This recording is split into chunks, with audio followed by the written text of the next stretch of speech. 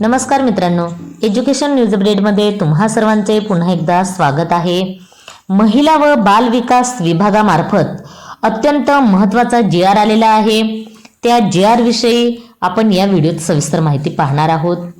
एकात्मिक बाल विकास सेवा योजनेमधील राज्यातील सर्व 13,011 मिनी अंगणवाडी केंद्रांचे अंगणवाडी केंद्रांमध्ये श्रेणीवर्धन करण्यास मान्यता देण्याबाबत प्रस्तावना राज्यात एकात्मिक बाल विकास सेवा योजने अंतर्गत 104 नागरी व 449 ग्रामीण आदिवासी असे एकूण 553 प्रकल्प कार्यान्वित असून त्या अंतर्गत 97,475 अंगणवाडी केंद्र व 13,011 मिनी अंगणवाडी केंद्र अशी एकूण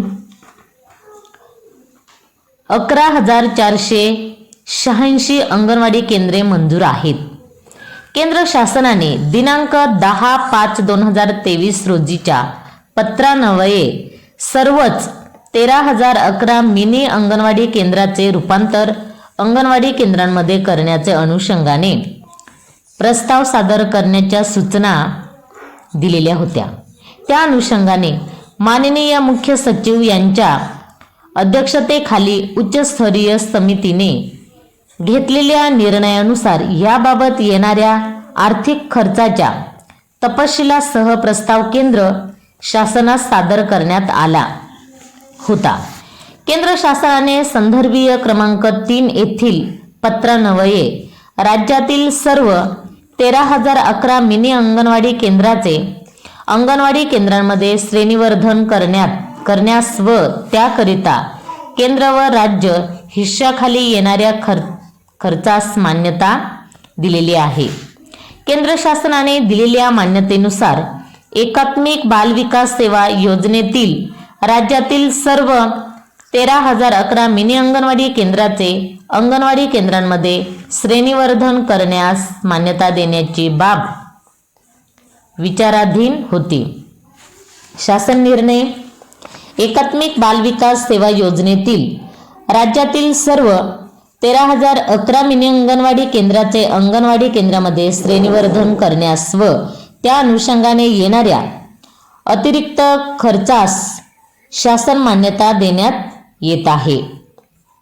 मिनी अंगणवाडी केंद्राचे अंगणवाडी केंद्रामध्ये रूपांतर करण्यात येत असल्याने विविध घटकाच्या बाबतीत खालील निकषाप्रमाणे कार्यवाही करण्यात यावी।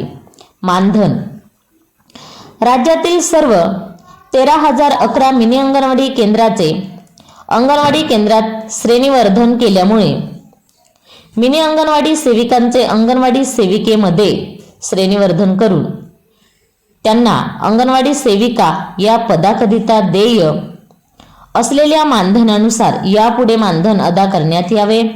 तसेच या अंगणवाडी केंद्राकरिता प्रत्येकी एक या प्रमाणे 13,011 अंगणवाडी मदतनीसांची पदे निर्माण होत असून सदर पदे भरण्याबाबतची नियमाप्रमाणे कार्यवाही करण्यात यावी। प्रस्तुत प्रकरणी येणारा खर्च प्रचलित कार्यपद्धती विचारात घेऊन केंद्र हिस्सा त्यास समरूप राज्य हिस्सा व अतिरिक्त राज्य हिश्श्याखाली भागविण्यात यावा। मुख्य सेविका एकात्मिक बाल विकास सेवा योजनेअंतर्गत प्रति 25 अंगणवाडी केंद्राकरिता मुख्य सेविका पर्यवेक्षिका यांचे एक पद मंजूर आहे। त्यानुसार 13,011 मिनी अंगणवाडी केंद्राचे रूपांतर नियमित अंगणवाडी केंद्रात होत असल्याने प्रति 25 अंगणवाडी केंद्रासाठी एक मुख्य सेविका पर्यवेक्षिका याप्रमाणे एकूण 520 पदे निर्माण करण्यास मंजुरी देण्यात येत असून त्या अनुषंगाने या संदर्भातील पुढील आवश्यक ती कार्यवाही करण्यात यावी। त्या अनुषंगाने सदर पदांचा वेतनाकरिता येणारा खर्च प्रचलित कार्यपद्धती विचारात घेऊन वेतनाबाबतच्या अतिरिक्त राज्य हिश्शाखाली भागविण्यात यावा. साडी गणवेश.